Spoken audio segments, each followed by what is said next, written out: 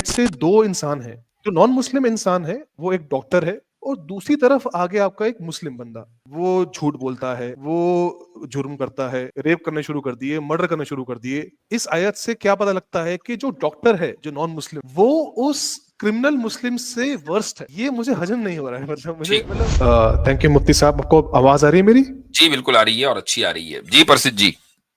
جی مفتی صاحب دھنیہ واد مجھے اسٹریم میں لانے کے لیے.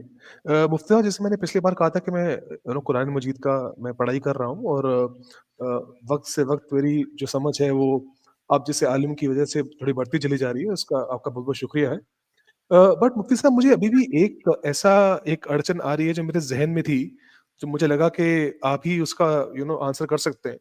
تو مجھے قرآن مجید کی ایک سورہ ہے, سورہ بینہ 98, اس کی آیت نمبر 6 پہ اگر میں دیکھوں تو اس میں مجھے پڑھنے کو ملتا ہے کہ those who disbelieved among the people of the scripture and the polytheists will be in the fire of hell, abiding eternally therein. Those are the worst of creatures. تو اب مجھے تھوڑا سا نا میرے اندر بہت سی مطلب پرشن آ رہے ہیں اس آیت کو پڑھ کے کہ اگر جیسے میں جس ماحول میں پڑھا ہوں یہاں پہ, تو ہمیں تو یہ سکھایا گیا ہے کہ ہمیں دوسروں کی ہیلپ کرو, ان کے بارے میں اچھا سوچو, ان کی مدد کرو. تو اب جیسے اب آپ کو میں مثال دیتا ہوں. جیسے لیٹ سے دو انسان ہیں, ایک مسلم ہے اور ایک لیٹ سے نان مسلم ہے. جو نان مسلم انسان ہے وہ ایک ڈاکٹر ہے اور وہ ایک مشرک یا لیٹ سے ایک ہندو فیملی میں پیدا ہوا. تو وہ اپنے obvious سی بات ہے جو اپنے جہاں پیدا ہوا ہے اس کی ریتی رواج فالو کرے گا پیدا ہوتے ہی, اور اس نے اس کے ریتی رواج فالو کیے. لیکن ایز اے ڈاکٹر اس نے اپنا بہت اچھا اپنا کرتویہ نبھایا اور اتنا اچھا بندہ تھا کہ نہ وہ کسی کا برا سوچتا, سب کی مدد کرتا اور بہت جگہ پہ مطلب چیریٹی بھی کرتا, فری آف سروس سب کی کبھی کبھار غریبوں کی مدد کرتا. تو ایسا دوسروں کا اچھا چاہنے والا, سب کی مدد کرنے والا اور من میں کوئی بےمانی نہیں, ایک انسان یہ ہو گیا نان مسلم. اور دوسری طرف آگے آپ کا ایک مسلم بندہ.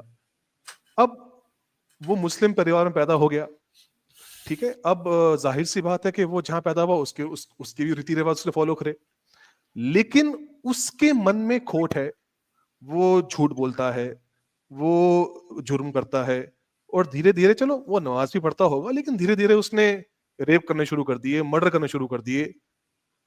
تو دوسروں کے پتی اس کا رویہ ایک دم الٹا رہا, دوسروں کے پتی نفرت, ان سے درویوہار کرنا, ان کی طرف سے مس بہیو کرنا ان کے ساتھ. یہ دو انسان ہیں ہمارے آگے. اب مجھے اس آیت سے کیا پتہ لگتا ہے کہ جو ڈاکٹر ہے جو نان مسلم ہے وہ اس کرمنل مسلم سے ورسٹ ہے. یہ مجھے ہضم نہیں ہو رہا ہے. حضرت میں اس کو تھوڑا سا آسان کر دوں. یہ سوال جو ہے بیسکلی انہوں نے جو پوچھا ہے سوال کا پہلے ہی جواب دیا جا چکا ہے. اچھے انداز میں انہوں نے یہ کہنے کی کوشش کر رہے ہیں کہ ایک ریپسٹ مسلمان جنت میں جائے گا اور ایک اچھا مشرک شرک کرنے والا جو ہے. ہاں میں تھوڑا سا پرسد بھائی کو جواب دینا چاہوں گا تفصیل سے. دیکھیں جی پرسد صاحب, سب سے پہلے ہم اس مسلمان کی بات کرتے ہیں کہ جس نے ریپ کیا, چوریاں کی, ڈاکے ڈالے, جھوٹ بولے, تمام تر گناہ کیے, تو لیکن وہ ایک مسلمان گھرانے میں پیدا ہوا. میں اس کے بارے میں آپ سے پہلے بات کر لوں. محض مسلمان گھرانے میں پیدا ہونے کا مطلب جنت کا لائسنس نہیں ہے. اوکے, اگر ایک آدمی جو ایک مسلم گھرانے میں پیدا ہوا ہے, چاہے وہ کبھی کبھی نماز وماز بھی پڑھ لیتا ہو, جمعہ یا عید کی نماز پڑھ لی اس نے پورے سال میں, لیکن وہ اپنے گناہ کو صحیح سمجھتا ہے, اپنے گناہ پر, اپنے جرم پر فخر کرتا ہے. چور ہے, کہتا ہے بھائی میرا رائٹ ہے, جب مجھے گورنمنٹ پیسے نہیں دیتی تو میں چوری کرتا ہوں, تو چوری کو اس نے صحیح سمجھا. یا مثلا ریپ کو کرتے وقت یا کرنے کے بعد اس کو کوئی شرمندگی نہیں ہوتی ہے, وہ سوچتا ہے کہ ہاں ٹھیک ہی ہے, بالکل کیا ہے. تو ایسا شخص تو مسلمان ہی نہیں ہے نا, چونکہ جو چیز خدا نے حرام قرار دی ہے اس کو حلال سمجھنا کفر ہے. سمجھ میں آیا آپ کو؟ जो चीज खुदा ने प्रोहिबिटेड बना दी उसको लीगलाइज करना, उसको लीगलाइज समझना कि नहीं नहीं ये ठीक ही है, ये कुफ्र है। ऐसा शख्स भी खुदा का मुनकिर है, खुदा का इंकार करने वाला है, और ऐसा शख्स जहन्नम में जाएगा हमेशा हमेश के लिए, वो भी वर्स्ट ऑफ द क्रीचर्स है। समझ में आ गया? तो महज मुसलमान घराने में पैदा होना जन्नत की गारंटी नहीं है। दैट बीइंग सेड, अगर इतनी बात समझ में आ गई हो तो आगे बढ़ें।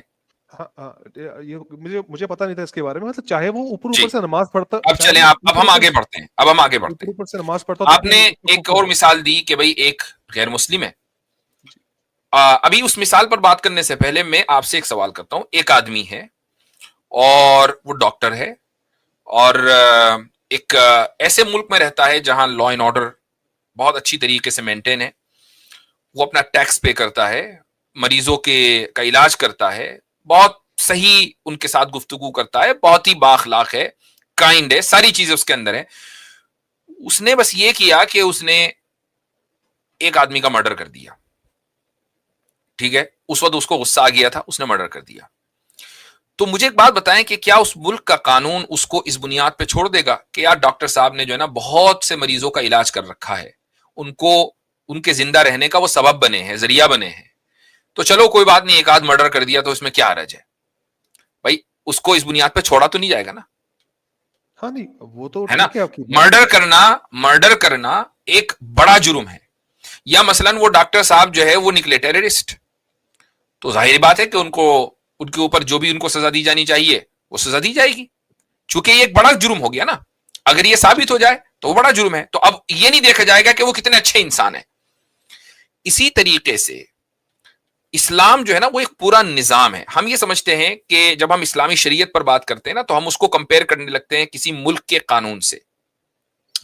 खुदा का एक दिया हुआ निजाम है, चूंकि ये खुदा की बनाई हुई जमीन है, तो खुदा की बनाई हुई जमीन पर कि जिसको हमने मुल्कों में तकसीम कर लिया, खुदा के मानने वाले खुदा चाहता है कि उसके मानने वाले बसे। तो अब एक आदमी है वो ये कहता है कि मैं खुदा की जमीन पर तो हूं, या मैं हूं एक जमीन पर, लेकिन मैं खुदा को नहीं मानता, तो ये उसने सबसे बड़ा गुनाह किया। उससे बढ़कर कोई दूसरा गुनाह नहीं है, क्योंकि उसने खुदा का इंकार कर दिया या उसने खुदा को डिग्रेड कर दिया, तो उसने सबसे बड़ा गुनाह किया। अब उसके बाद उसने छोटी छोटी अच्छाइयां की कि खुदा के जो बनाए हुए दूसरे बंदे हैं उनके साथ वो अच्छाई के साथ पेश आ रहा है, डॉक्टर है, उनका इलाज कर रहा है, वगैरह वगैरह। लेकिन क्या उसके सबसे बड़े गुनाह को इग्नोर कर दिया जाना चाहिए चूंकि उसने छोटी छोटी अच्छाइयां की हुई है? ऐसा नहीं है। अब मैं आपको एक हदीस बताता हूं, उस हदीस से आपको अंदाजा होगा। एक सहाबी आए रसूल अकरम सल्लल्लाहु अलैहि वसल्लम के पास और उन्होंने कहा कि या रसूल अल्लाह, मैं जो इस्लाम मैंने कबूल किया है उससे पहले, इस्लाम कबूल करने से पहले मैंने बहुत अच्छे अच्छे काम किए हैं, मैंने अपनी कम्युनिटी की हेल्प की है, मैंने मरीजों को का इलाज किया है, वगैरह वगैरह, मैं लोग बहुत चैरिटी देता था, तो ये सारे मैंने काम किए हैं। वो जो मैंने काम किए हैं अच्छे अच्छे वाले, क्या मुझे उसका भी सवाब मिलेगा? तो रसूलुल्लाह सल्लल्लाहु अलैहि वसल्लम ने फरमाया कि अस्लमता अला मा अस्लफ्ता मिन खैर। क्या मतलब हुआ इसका? इसका मतलब यह है कि ये जो तुमने अच्छे अच्छे काम किए ना, उसी के नतीजे में तुम्हें इस्लाम की दौलत मिली है, उसके नतीजे में ही तुम्हें इस्लाम की दौलत मिली। यानी वो काम भी अल्लाह ने काउंट किए कि तुम अच्छे इंसान हो, तो तुम्हारी किसी अच्छाई को जो अल्लाह ताला को पसंद आ गई, अल्लाह ने तुम्हें एक सीधे रास्ते पर लगा दिया और तुम मुसलमान बन गए, यानी अल्लाह के बंदे बन गए। तो पॉइंट यह है कि अल्लाह के नजदीक कोई भी अमल रायगा नहीं जाता, यानी बेकार नहीं जाता। जो अच्छा काम है वो बेकार नहीं जाएगा, उसका फायदा या तो आपको दुनिया में होगा या उसका फायदा आखिरत में होगा किसी भी ना किसी हद तक। ठीक है, इस दुनिया में मान लीजिए एक आदमी बड़ा काइंड है, उसने लोगों की मदद की है, आप किसी का भी गैर मुस्लिम का नाम उठा के देख लें, वो इसलिए पूरी दुनिया में उसका नाम है, मसलन मदर टेरेसा। मदर टेरेसा मुसलमान तो थी नहीं, लेकिन उनके मरने के वक्त पूरी दुनिया ने सोग मनाया। उसमें बहुत से मुसलमान भी थे कि जो सोग मना रहे थे, यानी उनको अफसोस हुआ कि भाई मदर टेरेसा का इंतकाल हो गया। क्यों? इसलिए कि एक अच्छी खातून थी ना, यानी लोगों की नजर में उन्होंने बहुत मदद की। तो उनको जो दुनिया में फायदा होना था कि उनकी शोहरत हो गई, लोगों ने उनको अच्छा समझा, उनके मरने के बाद लोग उनकी तारीफ कर रहे हैं, तो उसका जो नकद नफा है वो उनको दुनिया में मिल गया। इस तरह के हर तरह के लोग हर मजहब के अंदर पाए जाते हैं। तो पॉइंट यह है कि کسی مذہب میں پیدا ہونا جنت میں جانے کی دلیل نہیں ہے, کسی مذہب میں پیدا ہونا جہنم میں جانے کی دلیل نہیں ہے. اصل یہ ہے کہ آپ خدا کے خلاف سب سے بڑا گناہ کر رہے ہیں یا سب سے بڑے گناہ سے بچ رہے ہیں. That will determine کہ آپ شر البریہ ہیں یا خیر البریہ ہیں, یعنی آپ worst of all creatures ہیں یا best of all creatures ہیں. جی جی ٹھیک ہے مفتی صاحب, مجھے یہ اس کا مجھے نہیں پتا تھا کہ جو مسلم گناہ کر رہا ہے اور وہ بھی کفر کر رہا ہے, یہ مجھے نہیں پتا تھا. اس کے جو گناہ کو صحیح سمجھ رہا ہے, میں دوبارہ اس کو تصحیح کر دوں اپنی بات کو, گناہ کرنے سے کافر نہیں ہوتا, گناہ کو صحیح سمجھنے سے کافر ہوتا ہے انسان. چاہے وہ نماز بھی پڑھ لے اس کے بعد تب بھی وہ قابل قبول نہیں ہے اس کا. مان لیجئے وہ نماز پڑھ لے اس کے بعد پھر گناہ کر لے اور اس کو صحیح سمجھے, یا نماز میں اس کو توبہ کی بھی توفیق نہیں ہو رہی ہے, وہ کہہ رہا ہے کہ ہاں جو رات کو میں جو کام کرتا ہوں نا لوٹ پھوٹ وہ بالکل ٹھیک ہے, اور دن میں نمازی ہے, تو اس کی نماز اس کے منہ پہ مار دی جائے گی.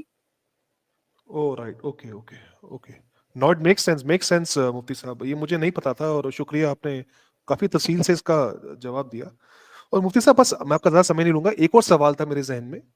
جیسے لیٹ سے, کیونکہ میں تو نان مسلم میں کے ماحول میں ہی ہوں, لیکن لیٹ سے کوئی بندہ مسلم پریکٹسز میں آنا چاہے میرے جیسا کوئی, چلو لیٹ سے میں یہ میرے سوال میرے ذہن میں ہے, جیسے فار ایگزامپل ایک لڑکا تو چلو پھر بھی اپنے پریوار سے الگ ہو کے رہ سکتا ہے اور ایک اسلامی پریکٹسز میں جا سکتا ہے, پر محض کرو ایک لڑکی نان مسلم ہو جائے, پیدا ہی ہندو پریوار میں ہوئی ہے اور شروع ہی اس کے سارے ریلیٹیوز بھی ہندو, اس کے دوست بھی ہندو, تو لیٹ سے وہ ریورٹ ہونا چاہتی ہے اسلام میں, تو پھر وہ کیسے پریکٹیکلی وہ ایک اسلامک لائف جی سکتی ہے ان دیٹ انوائرمنٹ؟ مطلب وہ کسی ہاں یہ اس کا مجاہدہ ہے. مجاہدہ مطلب اسٹرگل.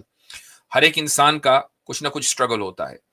ہمارا جو ماحول ہے, ہمارا مطلب یہ کہ سب کانٹیننٹ میں عورتوں کے لیے ویسے بھی مشکلات ہوتی ہیں, یعنی جو اپرچونٹیز مردوں کے لیے وہ عورتوں کے لیے کم ہیں, اور اس کی وجہ سے ان کو اسٹرگل کرنا پڑتا ہے, خصوصاً اگر وہ اپنی زندگی میں کوئی ایسا اسٹینس لیں کہ جس میں جو ان کے پورے ماحول, معاشرے اور ان کی فیملی کے خلاف ہو, تو ان کے لیے بہت پریشانی ہوتی ہے.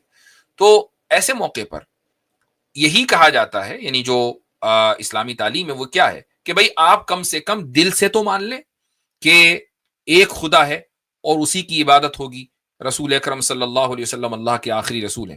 پریکٹس نہیں کر پا رہی ہے تو کم سے کم یہ کہ خدا کے سامنے یہ ایکسکیوز ہے کہ بھائی وہ پریکٹس نہیں کر پا رہی تھی, اس کی جان کو خطرہ تھا یا جو بھی تھا, واٹ ایور, میں ایکسٹریم کیسز بھی ہوتے ہیں, تو لیکن وہ دل سے اس بات کو مانتی ہے, تو امید ہے کہ اللہ تعالیٰ اس کی مغفرت کرے گا. مطلب چانس ہے اس کی مغفرت کا چانس پورا ہے. بہت بہت شکریہ مفتی صاحب. میرے پاس ایک دو کوشچن اور ہیں لیکن میں ابھی آپ کا سمے نہیں لوں گا, کافی دیر ہو چکی ہے, میں اگلی بار آپ سے کوشش کروں گا اتر لینے کی. Thank you so much. Thank you.